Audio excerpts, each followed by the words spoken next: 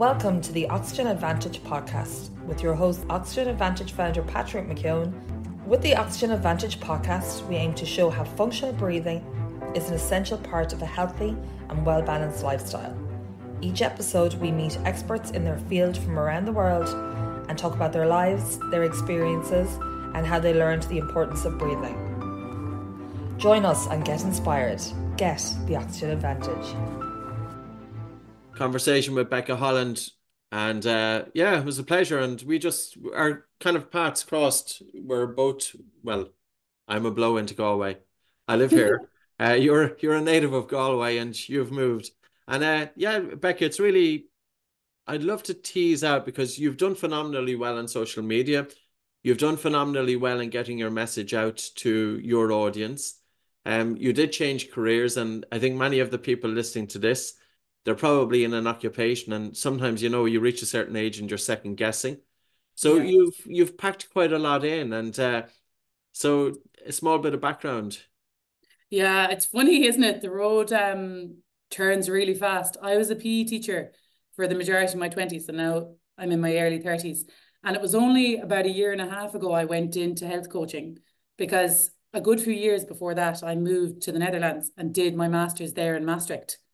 And I kind of did the year master's, and it was really intense. And then I got back to Ireland, and everyone said, there's no jobs in that area now, like in health and in hormone balance. And I was like, wow, okay. And I kind of put it to bed for a little while, because I think in 2015, I wasn't in the headspace to even know that I could start a business. It just wasn't even, I couldn't even understand the concept. So I went back teaching, kind of knowing it definitely wasn't my vocation. I love PE as a subject, but I found it very hard to teach. I love to coach, because when you're coaching, people are there because they want to learn that specific sport. But I found teaching really hard, because I suppose secondary in general, teaching girls and boys, I suppose, is quite difficult, because there's just such a mix in there. It's just, I don't even know solutions how to improve PE across the board. But I think somebody that would thrive is somebody that's just has that vocation for teaching. And I just kind of knew that I wanted to teach adults. I knew that at the time, especially because through my 20s, I had hormone imbalances. And that's what I wanted to teach people, to move away from that the way I did, and learn the solutions. So yeah, left teaching when I had done 2 years maternity leave. I have 3-year-old twins now. And when they turned 2, I went into coaching and started the business. And everything just took off really quickly. I was just very lucky. My social media, within kind of 6 months, I had 500,000 followers on Instagram, the same on TikTok. The Facebook was big as well. So it all just, my coaching business straight away exploded, and I was booked out. And I kind of realized initially, I really wanted, obviously, to focus on hormone balance. That was my bread and butter. That was what I really understood. But then I realized you can do so much with nutrition, with exercise. And I started to see that it was the stress management piece of the puzzle that was so vital, because majority of the people that came to me were chronically stressed, and they couldn't implement the nutrition advice and the exercise advice because they just weren't in a position mentally to do that. So a lot of my work started kind of pushing over to nervous system regulation and understanding where they're at psychologically. So like what started as very much predominantly nutrition kind of evolved then into that kind of nervous system regulation side of things, and the mindset, because I think to understand where you're at, you have to understand what's happened to bring you to the present. So that's kind of where it's at. So everything now, I suppose, what I've seen really is so important for women, especially. And I think it's just so recent that people are beginning to catch up with this, is that regulation of the body and feeling safe and kind of resolving the chronic stress piece of the puzzle is what creates hormone balance, is what creates physical health. So often I think people think they're very separate, your physical and mental health, but you can't have good physical health without the mental side of it. So it's just, as you know yourself, it's such a vital part of the puzzle. And it's just so nice to see women thrive off the back of understanding that you can balance, often talk about cortisol because that's your stress hormone. And I experienced chronic stress, I suppose, in 2020. And I could see so many things happen physically with like chronic headaches and skin, all off the back of that. Like I had chronic urticaria, you know, them hives for like 6 months. And this was years before I was a health coach. And when I reflect back, it's so crazy how at that period of time, I was very stressed. And I went to all the endocrinologists and dermatologists. I was so inflamed that I couldn't sleep at night. It was such an intense itch, especially around my abdomen, that I was taking so much antihistamines, I actually couldn't drive. So I didn't understand at that point. I thought it must be my bedding. It must be my new house. It must be all these things in my environment. But it was such an internal thing. When I came out of that and I started to slow down, I was a devil for rushing. When I began to slow down, that's when the urticaria left, but also a lot of other things in the body balanced. Regular cycle came back, and it just shows the power of actually slowing down. I think you've just opened up a minefield in terms of the questions. I said at the start, I said I've nothing prepared, and now I don't know. I have so many questions flooding into my head. I don't know where to start. So, chronic stress. What are the main factors with people coming in over the years? Like, is it family life? Is it corporate? You know, It's such a mixture, but a lot of it is like the family household where the woman is also caring for the parents, the children, and a career. And that kind of trio is what pops up a lot. And even if it's actually just one of them, that's still extreme. Like, I always think of this. Imagine if it was 100 years ago, what responsibilities would we have had? What pace of life would we have had? So we're like 10xing the pace of life at the moment. Even if you're single and you have no kids or anything, even a 9 to 5 job alone, that's a lot of stress on the body. And that's hard to acknowledge because we're all in that situation where, like, I'm juggling a business, I'm a lone parent, I have 3-year-old twins. And for me to think, oh my God, this is so stressful, that's not where I want to be. But it's just recognizing you have to counteract that level of stress. You have to do things like the breathing tools, you know, you have to do things that are counteracting all of that kind of stress environment that most of us are in. And it's not necessarily bad if you understand how to slow down and how to counteract it and certain tools. But if you're like the stereotypical person that's spinning like 10 plates, that's when it's very easy. If one plate drops and you go into burnout, that's very easy to happen, and probably much more easy than most people recognize. Like, the majority of women I'm seeing aren't abnormal in any way. They're the norm in society because like so many of us are just like that woman who's constantly rushing, constantly has the to-do list and is minding many people, and you kind of neglect yourself. So that's like the person I see, that how it happened, like clients in their 30s are having fertility issues. I deal a lot with trying to conceive. Clients in their late 30s and 40s are dealing with very difficult perimenopause symptoms, especially the kind of when progesterone dips to too low of a level, and that anxiety increases because progesterones are a calming hormone. And most women go into perimenopause stressed. So that exacerbates the perimenopause symptoms. And you're in this position where you're more anxious than you've ever been in your whole life. And you don't have a clue how to deal with it because most of us are very clueless about what happens in peri and postmenopause. When I see a woman that's postmenopause, what's normally happens is they've been so stressed for so long that now they're just kind of stuck, and they're thinking, I don't even know how to pull myself out of this. I've been stressed for so long. So it's kind of like I see that the reproductive years, perimenopause and postmenopause, the influence of stress in all three is so significant that it's just amazing to see when you're aware of that and when you understand what to do, how quickly you can regain good health and, like, I suppose, headspace. okay. How would you recognize it? Because I have a feeling that we're all in stress, but Yeah, some of us are just better at overriding the signals of the body. And maybe when we find it out, it's too late. that's so true. And I have had this conversation recently so much about the indicators of what is burnout and what does burnout feel like. But even before you get to the stage of burnout where you're in collapse, you know, you're feeling your sleep is disrupted. And that's a huge thing people come to me with, because circadian rhythm for me, I'm obsessed with it because I had a year of sleep deprivation when my twins were born, and I became a lone parent, and it was COVID. And I fully understood at that point why people get severe mental health issues, because when you take away sleep, everyone knows how damaging that is mentally and physically. So the mood drop. No, but Becca, the strange thing is, and listen, I totally agree with you. The psychiatrist and the psychologist and the psychotherapist isn't, for me, I don't think they do take into consideration sleep quality. And like, I totally agree with you. I think we will never get a calmness of the mind. So sleep is one of the big impacts. Huge. It is the cornerstone of hormone balance. And if you don't have that piece, that's why peri and postmenopause is unbearable, because people aren't able to get into that restorative sleep for a number of factors. But one factor is that they're chronically stressed and the mind won't calm down. So if they wake up in the middle of the night due to various factors, they're not able to get back to sleep because they can't quieten the mind.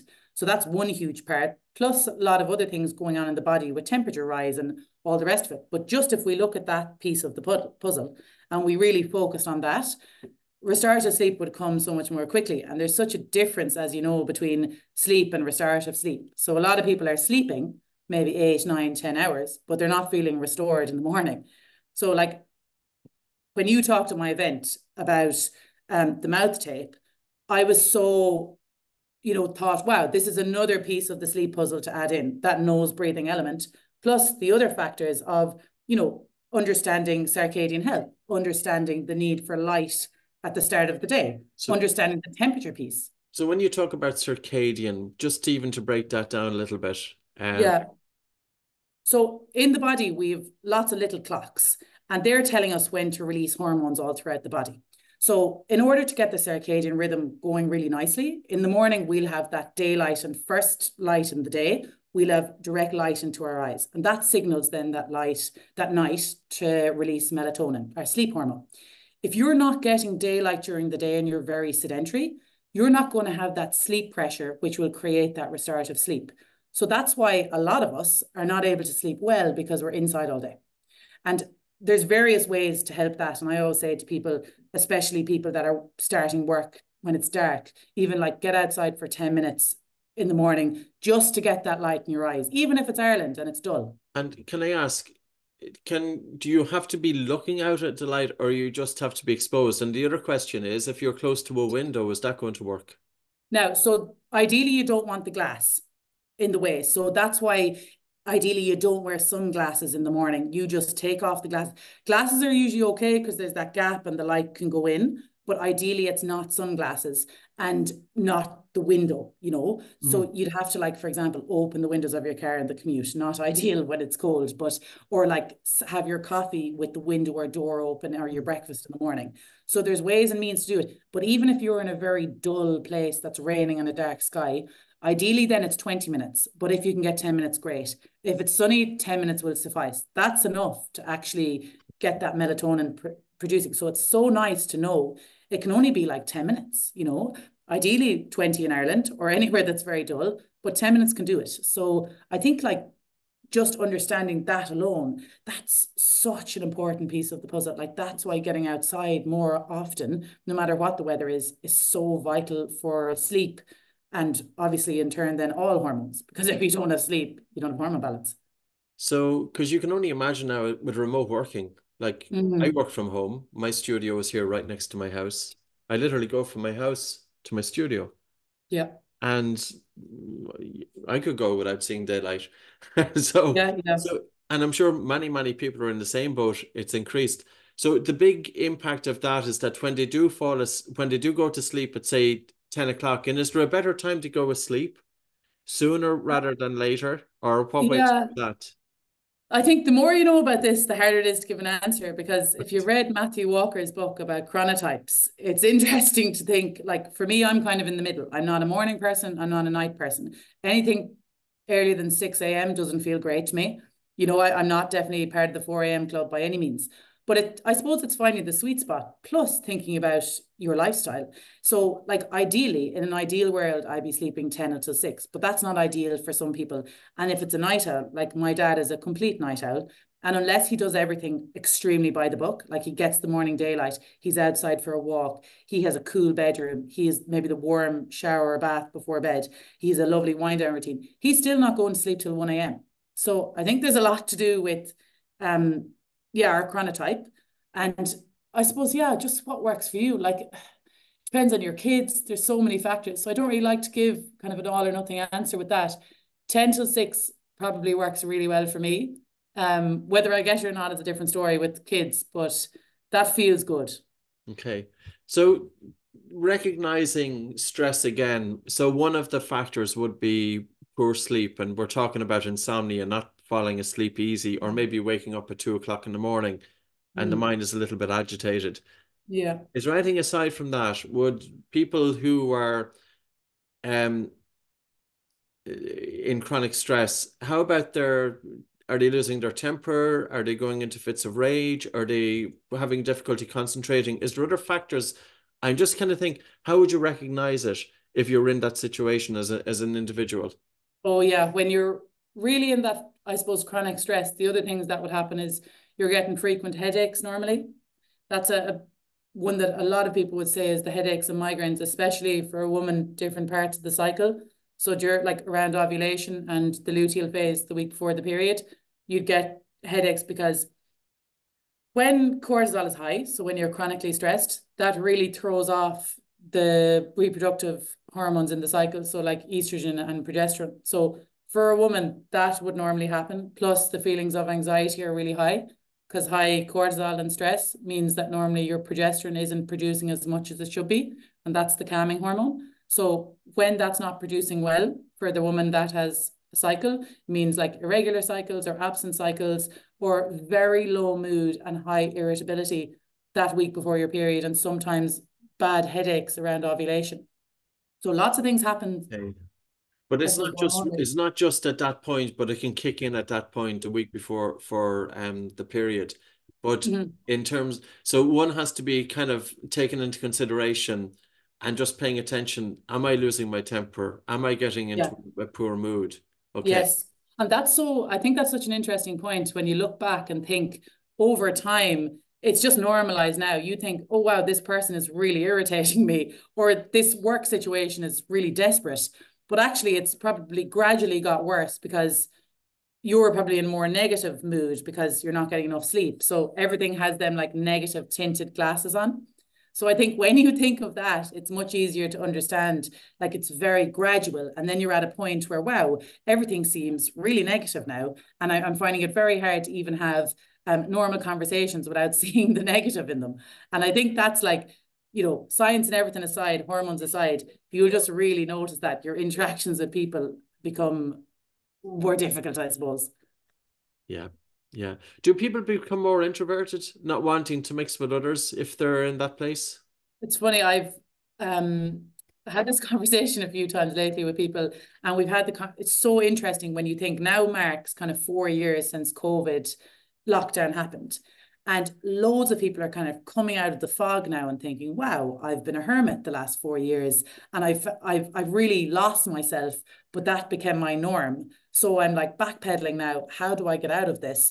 And how do I get into it? Like I suppose my old self, because geez, I put up a Instagram story lately and it was just like, I had a rainy day here and we didn't do anything for the day and we were inside. And it was just like, wow, loud noises, trying to entertain kids. It was crazy. And I just thought, imagine you had to do that for nearly 2 years of working from home, plus your kids were at home and they were trying to learn.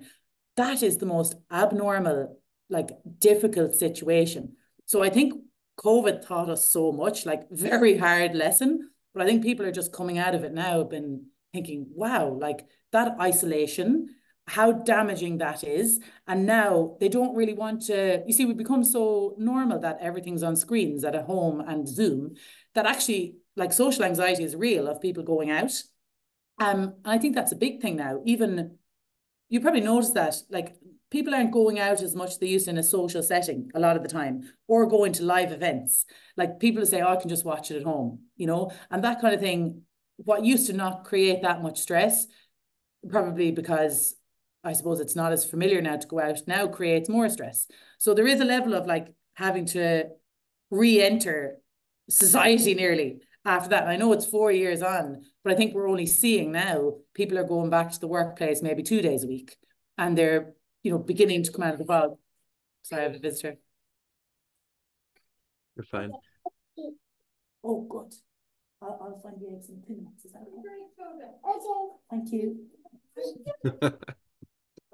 Big painting. That's it. That's what it's all about.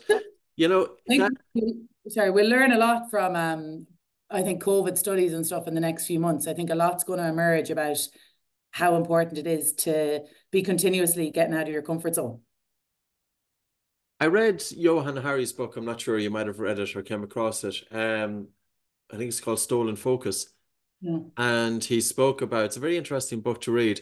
He spoke about the impact that the big corporations are having upon us. And he's saying that society and big tech is actually making us really anxious. And he said that mindfulness and breathing exercises, well, at least how I interpret it, he said, really, that's not going to make much of a difference because the stressor is still there. Now, I'm just thinking about your life in terms of the conversation. Okay, I'm in the west coast of Ireland here, right? You spoke about exposing yourself to daylight. Now, you can see daylight outside there, right? That's our typical, and I'm sure if you were to look at your sky, it's very, very bright. But I have the curtains down. my question is, is it the external stresses, or in other words, stresses there? Okay, is it the factors which are causing us to be stressed, such as the big tech, the corporation, the family, all of that, or is it our reaction and what we can do to help ourselves? I'm just thinking about, because he's almost saying that it's all about the big tech. I, for example, and you, we're saying that we can really help ourselves. Where do we meet, do you think, with that conversation? Again, this is something I've thought about lately so much. I think there's a threshold that's individual for people. So if you've worked a lot on like really deeply understanding yourself, really learning the tools, I think a lot of really stressful situations, you'll still come out of them fairly intact. But for the individual that doesn't have them tools, doesn't understand how they got to a certain situation psychologically, it's very difficult. But then I also think there's a certain amount of stress any individual can deal with. Like if you're in an environment you're in the wrong relationship, you're in the wrong career, I think then no matter what tools you have, it's quite difficult to actually feel present and regulated if you're up against it all the time. You know, we can deal with like maybe certain stresses throughout the day. When it's constant though, we're not made for that constant. Like there should always be some level of break. But then I think, I always say this, it's so subjective. Like, okay, I'll get them for you in 2 minutes, my love. Is that okay? I'm just going to get the eggs. Sorry about that. No, you're grand.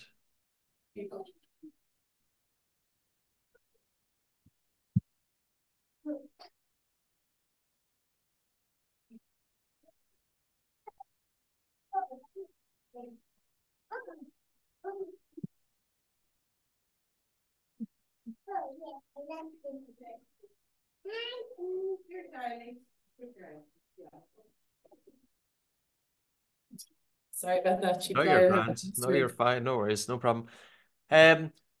So one moment. I'm just going to. So coming back to that, I at one point worked in a job I absolutely hated now, and I'm sure many people are in that situation. It was a job that I took straight out of college, just where I came across breathing, but it was towards the end of it. The problem with that I felt, Becky, if I look back at it, I was so negative about the work that I felt that I couldn't leave it. Yeah. I don't know, it's kind of weird. It's almost that your judgment is so clouded, and I had poor sleep now, by the way, and I had poor breathing as well. Yes. That mentally I wasn't in a capacity to make the right decision because of the stress that was on top of me. Yeah. So, you know, sometimes it's a lot easier to make a decision when we feel calmer. Yes, Does that absolutely. come up in conversation with people? I think people won't make a move or change until they actually get to a certain point where they're feeling good. That's why so much people, I suppose, stay in the same career for so long, because they actually haven't had any breathing room or headspace to think, wow, I need to reassess this. So exactly what you said, you can be so psychologically stuck in it, you can't actually see any other avenues. And like that kind of vision, when you have the glasses on, like you and I have experienced that, when you're in a situation and you can't see past what you're in. And that's why I suppose we always say hindsight is 2020. When you leave it, say, for example, you become redundant and you thinking soon, wow, that was so lucky because I never would have left. So I think it's so interesting, like unless something pushes you into having to reassess until it gets so painful you cannot stay any longer, you can stay to a certain point. Like you probably didn't like it, but at the time you didn't hate it. And Oh, until I hated it. oh, you hated it. Oh God, yeah. So I suppose, yeah, then it has to, But I what don't punctured. think I realized how much I hated it. I thought that's the thing. Yeah, I think back about that. I taught in a school in England for 2 years, and it was just, I couldn't understand at the time why anyone would be a teacher in England. I just thought, wow, how are they even getting people? But didn't I stay there 2 years? Didn't everyone else stay there? Now, there was a high turnover, but that was because people had to leave because they were so mentally stressed. But I still stayed in that situation I thought was awful because I thought, oh, we have a mortgage to pay. I have no other options, you know? And it's just incredible. Like we can stay in a situation that's pretty unbearable. But what got me out of that was I got pregnant. I'd probably be still there, you know? So it's just interesting what. Totally. Totally. But does this kind of turn around then? Say somebody is in that position, but then if they start helping themselves a little bit, if they feel a Oh, little bit yeah. of a success, does it kind of, you know, and that's what I would like to talk about. You spoke about sleep, but I'd love to know the other pillars that you feel, because if we're quite low, Yeah. we need something that we're starting to feel that we're successful in, and we're feeling better. We're feeling better in ourselves, and we're more confident about taking the jump of making a Yes. decision of getting out of the situation that's causing the issues, if that Mm. makes sense. Oh, absolutely. Like, I think it's always, if you're progressing in something, that'll seep into other areas. So for me at the time, I put all my efforts into triathlon training, marathons. And when I was seeing some level of success, like participation success in them, it kind of gives you a boost of confidence. If you're getting confidence in at least some area of your life, then you're feeling, okay, I can achieve At things. If least you're one. not, just one, that's all Yeah. it takes. So even if you say, right, I always say to the clients that are burnt out or really stressed, you just need one win of the day. You're literally asking yourself in the morning, what can I do today that's a win for me? That might be sitting down for 10 minutes and having a coffee without moving. You know, Yeah. that's a win. And that's then when you say or do what you say you're going to do, that's confidence building. You're just saying, oh, wow, I've kept my promise to myself. And I think the more you do that and you stack that confidence and you stack the proof, the easier it is to say, right, this isn't the career for me, but I'm making changes in the rest of my life. And I know I'm teeing myself up to make changes here as well. But Yeah. it's that like minute initial change that's so important. But like triathlons and marathons aside, it's the smallest of things you might want to do for yourself. Like even, wow, I haven't had breakfast in ages because I'm too rushed in the morning, and you're carving out 10 minutes for yourself, you know, or I'm saying, right, I'm going to write my to-do list before I leave the house. That way my head's more clear for the day. It's the smallest things that can create such an impact. And I suppose when you look back and you see how little headspace you've had in the past or how much you've been rushed, some of it's very unnecessary because we haven't had time to take stock and reevaluate where we're at, reevaluate the environment.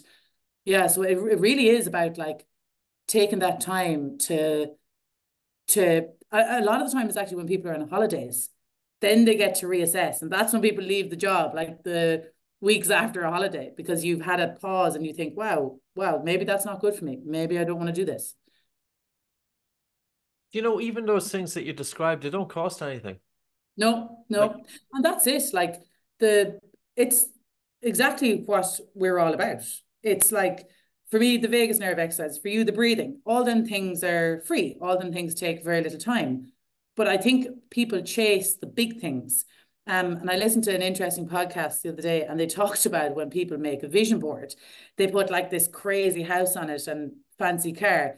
But really what you want to be like, I suppose, like an athlete, you want to actually be having imagery of the process. So all the things you have to do to get to a point, not the end result. We're looking at the process here.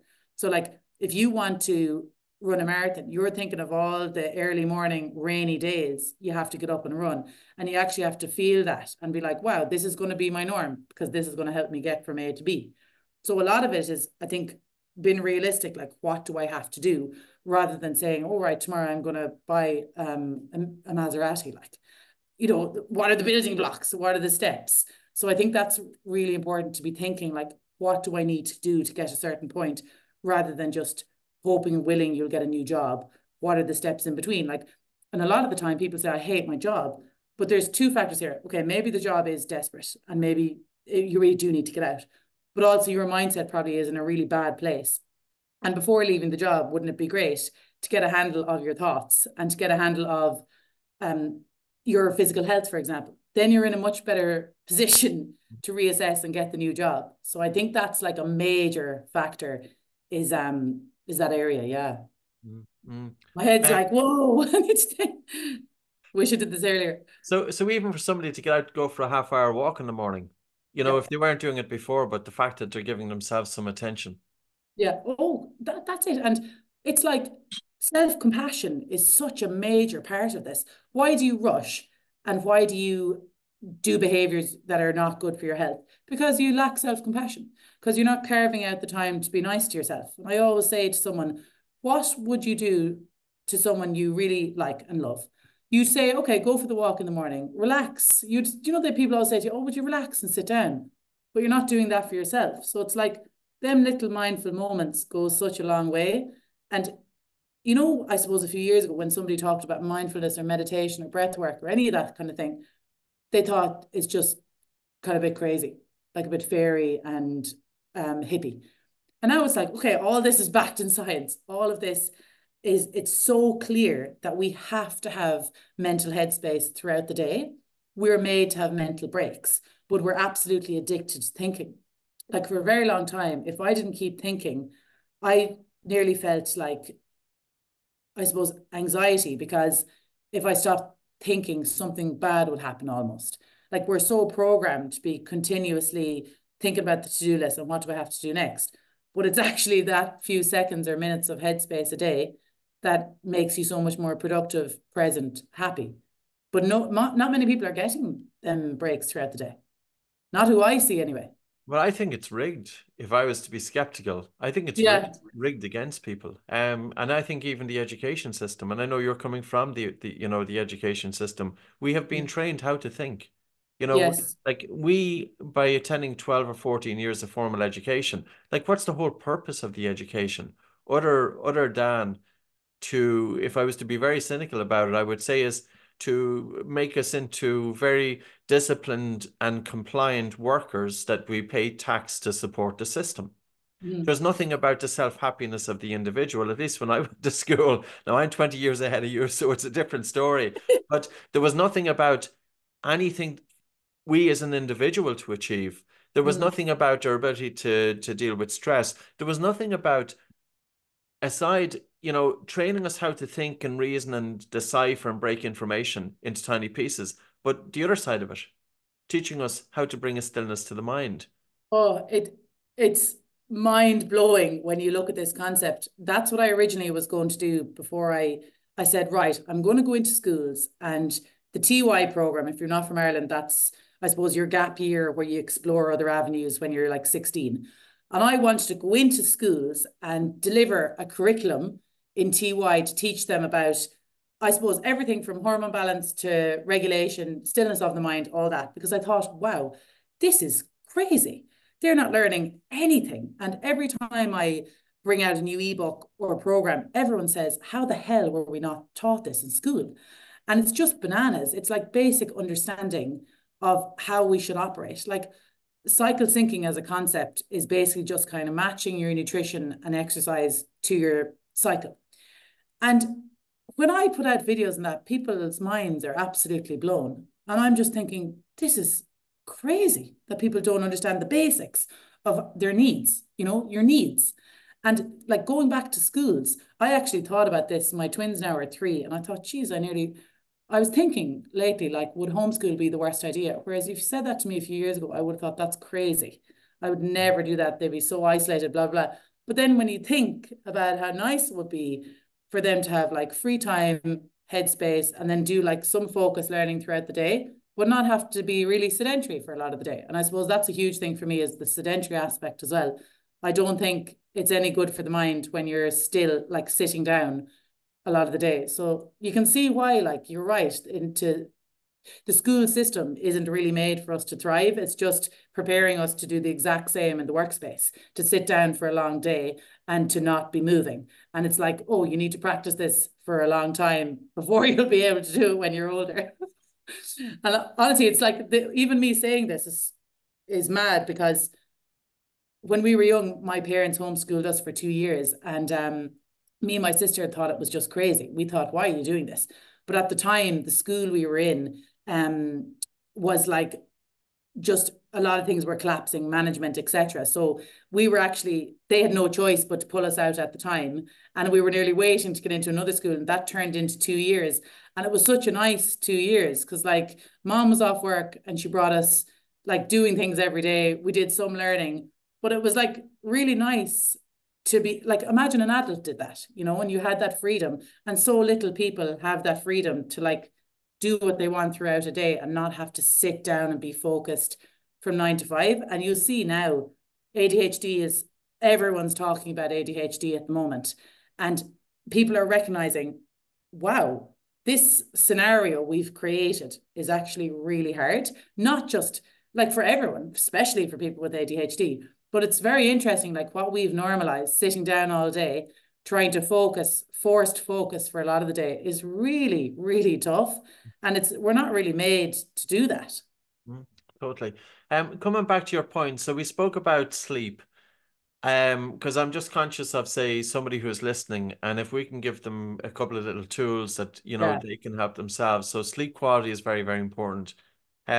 You spoke about nutrition and physical exercise related to the menstrual cycle. Can you expand a little bit on that? Yeah, so I suppose there's so few studies on this, because most studies are on males, but even if I just look and anecdotally or look at any of my clients, most people will talk about PMS the week before their period, where they feel low mood and their hunger gets higher. That's because progesterone and estrogen they're fluctuating. Progesterone's trying to build, and we need more nutrients that week. Some say about 10% extra calories that week. Metabolism is higher. We also need more rest. We also need less really intense exercise. We still need exercise, but just not your highest intense, like really difficult. Say you're training for a marathon, you don't want to be doing the full marathon distance and doing speed runs that week. You might want to be doing your recovery runs, etc. So like you're still doing exercise, just not as intense as maybe say ovulation, which is halfway through your cycle when you're feeling a lot of energy. So if you look at that concept alone, like the week before your period, you're meant to, I suppose, slow down a little bit to allow the hormones to build, because progesterone doesn't like fasting, for example. It doesn't like really intense exercise, and it doesn't like intense stress. So just understanding that, imagine how much easier you've made 1 month or 1 week of every month for yourself. You know, you're making actually the rest of the month much easier, because you don't have to recover after really low mood and I suppose been just exhausted then the rest of the month. So then you're thinking, okay, I can match my nutrition and exercise to the fluctuations like that, but also how can I match this to the way I work? Can I arrange more of my meetings where I'm feeling a bit more sociable? You know, like you want to hide nearly the few days before, you just want to go and be quieter. So how can I think logically to make my life easier? And if you understand the way your hormones fluctuate over, I would say, the month cycle, it's so much easier to have successful months where you don't feel exhausted and you feel more energized. And I've done it all throughout my 20s. I've done 1 meal a day for a year. I've done loads of fasting. I've done really intense like marathons, triathlons, you name it. I've done a lot of really intense physical training programs, but I've trained as if I was a man, or I've fasted as if I was a man, because I thought, isn't that great? Fasting so beneficial. Yes, it is, but it needs to be done with your hormones, as does nutrition and exercise as much as you can. So any woman that comes to me and they're having difficulties with imbalances in that have a cycle, we, to an extent, there's no hard and fast rules here, and it's not rigid, but you're just listening to the body a little bit more. Right, I'm feeling tired, I might rest. Or, you know, I'm feeling extra hungry this week, I might have more nutritious meals. And it really is as simple as that. But the whole framework of cycle syncing just makes a woman aware that we have to listen to our bodies a little bit more, even though that's the opposite of what we've been told for many years, that you should push through any, you know, like no pain, no gain, that kind of thing, that concept. And I think we're only coming out of that era now where people are saying, wow, that actually did more damage than good when I wasn't listening to the cues my body was giving me. Yeah, I wonder if we're so stuck in our heads, we don't necessarily listen to our body because we're so disconnected. And I think females are better at that than men. I think men are even worse. Yeah.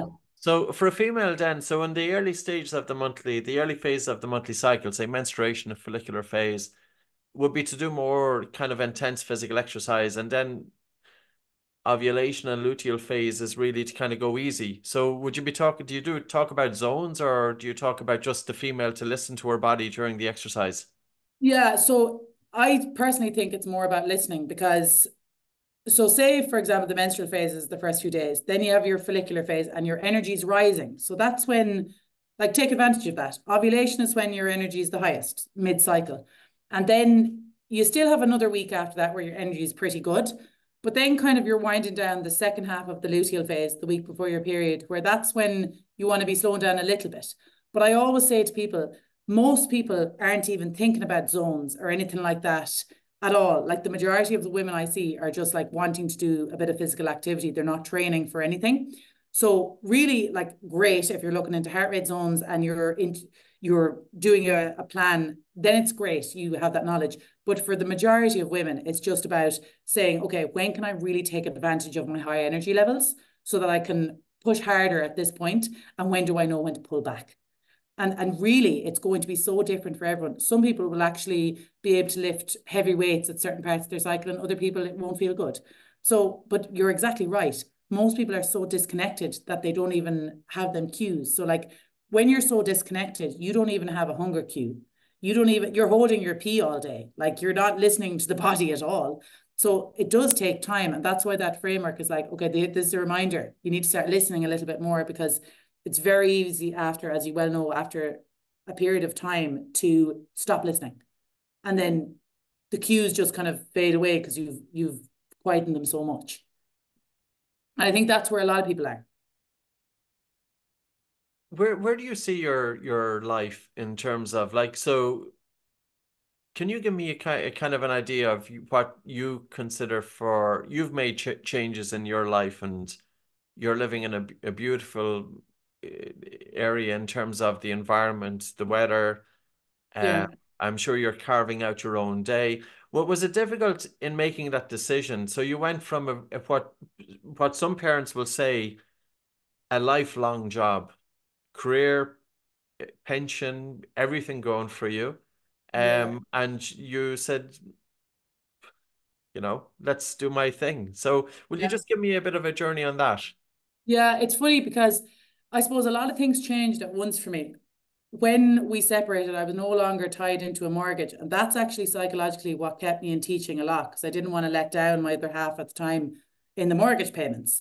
Then the other side of it then was that I, as a lone parent in Ireland, if I went back teaching, it would have been hard for me to organise childcare. So I actually thought, wow, I really need to get a job where I'm going to be able to see my kids throughout the day, because I didn't want a situation where I was a PE teacher and having to do after school activities, which I used to really love.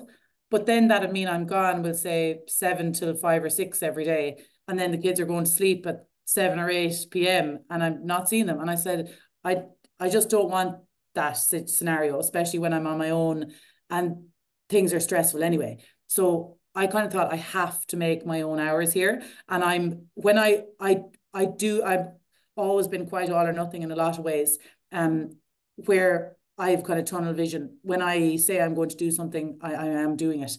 And that's always been a characteristic. So I knew at that point I was all in, like I put all my eggs in the basket. But you see, I didn't have anything to lose. I had no money, I had no mortgage, and I had nothing to lose at that point. So, it was like, it's different for other people because they have another partner, they have a mortgage, their kids are already in a school. I was different. The kids, I suppose it's unusual. They were only like 6 months when we separated, so we weren't tied anywhere. So now we moved over to the UAE for a few months. And one thing I will tell you is that it's such a huge difference to have son in terms of mood, in terms of sleep. It is massive, and it really needs to be addressed for anyone that's in a place like Ireland, that it makes a massive impact, the lack of light. And it's really important to be doing other things to help you have like a nice day for yourself. Because sometimes if you have, for example, most people, a job they kind of think is okay or don't really like, it's raining all day, and it's quite stressful. So so you really have to carve out nice things for yourself, like them 5 minutes to yourself each day. Otherwise it becomes quite unbearable, and your sleep gets really, really negatively impacted when you're inside and you're not getting even any daylight, never mind sun. Do many of your clients drink a lot of wine? And I'm only thinking that because, when life, an easy way, like when somebody is in a difficult situation, it's the mind is quite agitated. It's a very Yeah. natural thing to resort to alcohol. Do you see that amongst your clients? I know in the UAE, Yeah. it's probably alcohol prohibited, but I'm assuming that you're working with a lot of people who are in countries who drink. Yeah, no, I actually mainly my clients are Australia, America, Canada, England and Ireland and Okay. Europe. So like so much people, and it's a conversation that was in my group coaching recently about a woman put up a comment and said, I need help to like reduce my wine consumption, because she also really associates that with relaxation. So there's that huge psychological association, as well as, all the other kind of quick fixes it gives in that moment. So for me, I went again completely all or nothing. I was a very stereotypical Irish girl, drank very heavily for my 20s. And since I had kids, I gave it up because I know too much about alcohol in terms of it being an endocrine disruptor. But for me, it was the days after where my mood significantly dropped. And that's what I had to get away from, because it really does do what you expect it to do. It drops the mood so low. So I've become all or nothing, but lots of my clients aren't all or nothing, and they try to have it in some moderate way. But it's such an interesting concept for women, and it's such like a global thing where people rely on it for relaxation because they don't have other tools, because it's the easiest, quickest one, and everyone else does it. So I think I actually feel like when I talk about alcohol, I feel like some kind of a hypocrite because I've drank so heavily for so long. But I can pretty safely say now I suppose I have been for the last 5 or 6 years, finished with it purely because it impacts sleep so negatively. And that's a huge part. It's so linked to sleep and then in turn your mood. Yeah, no, it's alcohol is a strange one. Listen, I love a pint. But Yeah. I also realize that, we have a few drinks of a Friday or Saturday night. We're waking up on our day off and we're feeling crap. Yeah, It's, yeah, it's just yeah. bizarre. Like, it's a drug that society is encouraging you to take. And it's the only drug that if you went into a situation, especially in Ireland, and if you were to say to people, I'm not drinking, people look at you strangely. Yeah, yeah, yeah. It's just What's wrong? bizarre. What's wrong? Are you What's on antibiotics? That's the question asked. or are you pregnant? Yeah, are But you pregnant? Yeah. so, It's funny, yeah. And you like know, all my family, all my friends, everyone, everyone has a drink now and again for sure. And in Ireland, it's so associated with celebrations and relaxation and all the rest of it. But I think you really have to look at where you're at mentally. And is that going to be the tipping point for you? Like it's different for you. You're having the odd pint, but you're pretty balanced. The person that's already at breaking point, you throw alcohol into the mix, that'll tip you over the edge. totally. So I think, Yeah. again, subjectivity. But it's a very natural thing to do for that person. When you're feeling Yeah. crap and you're feeling highly stressed, it would be Mm. very natural that you want to resort to alcohol. But of course, you wake up the next morning, you're going to be in a very bad place in terms of Yeah. making decisions and feeling lousy. And it's Mm. almost self-perpetuating. Do you Yeah. talk to your clients about that? Do you ask them to come down or reduce the alcohol, or, and not to sound preachy, but kind of teasing out the effects of it, because sometimes when people are in that, because society does put a pressure on us to keep going, and the Yeah. government too.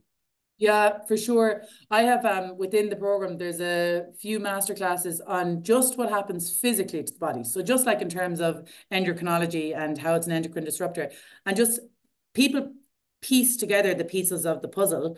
Oh, okay, my perimenopause symptoms are worse because my progesterone isn't building like it should because I'm over drinking. Or okay, my mood's very low because, X, Y, and Z.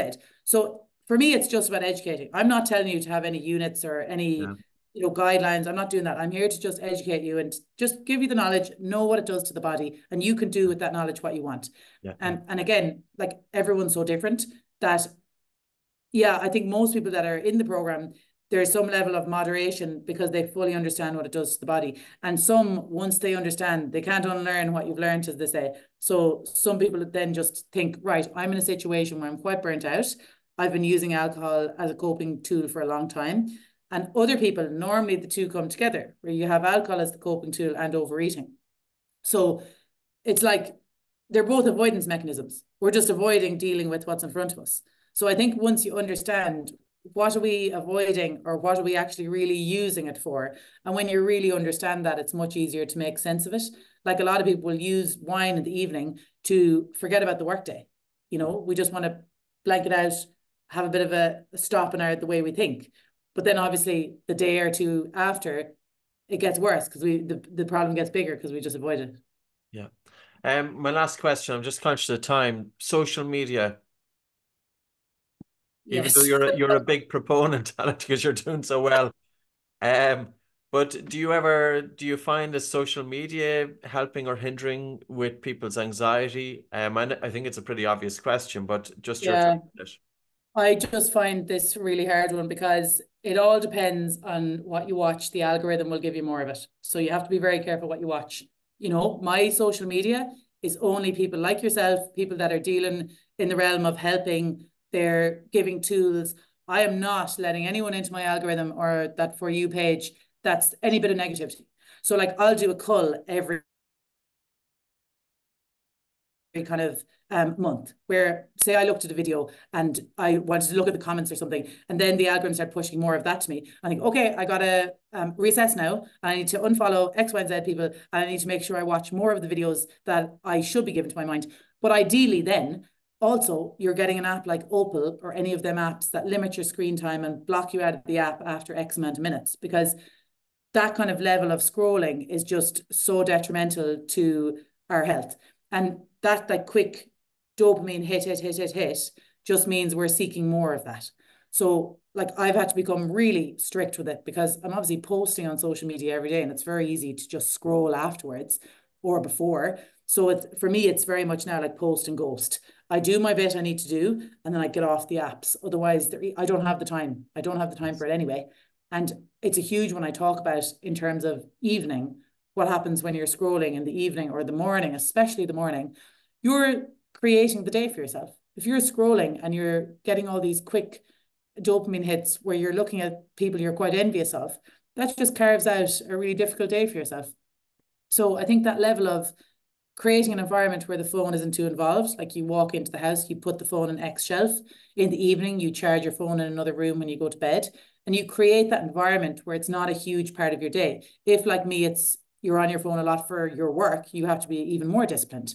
But for the person that is just in their 9 to 5 job, like there has to be boundaries with it. And I think a lot of studies and evidence will come out in the next few years about how negatively it impacts mental health for a number of different reasons of like, as I said, dopamine, but also just time and taken away from areas you could be doing really productive things, learning. So I think like people are getting so much benefit out of it, but like a lot of people are getting a lot of negative things out of it. So that's very important to be aware of. And I always say that to clients, you got to be reassessing what you're doing on like a weekly basis with your phone.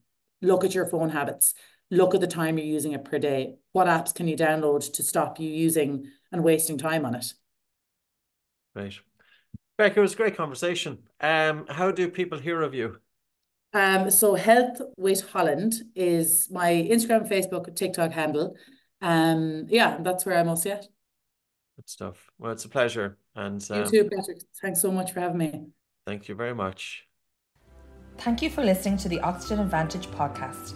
If you liked what you heard, please subscribe and maybe take the time to leave us a review. The Oxygen Advantage podcast is available from all your podcast providers.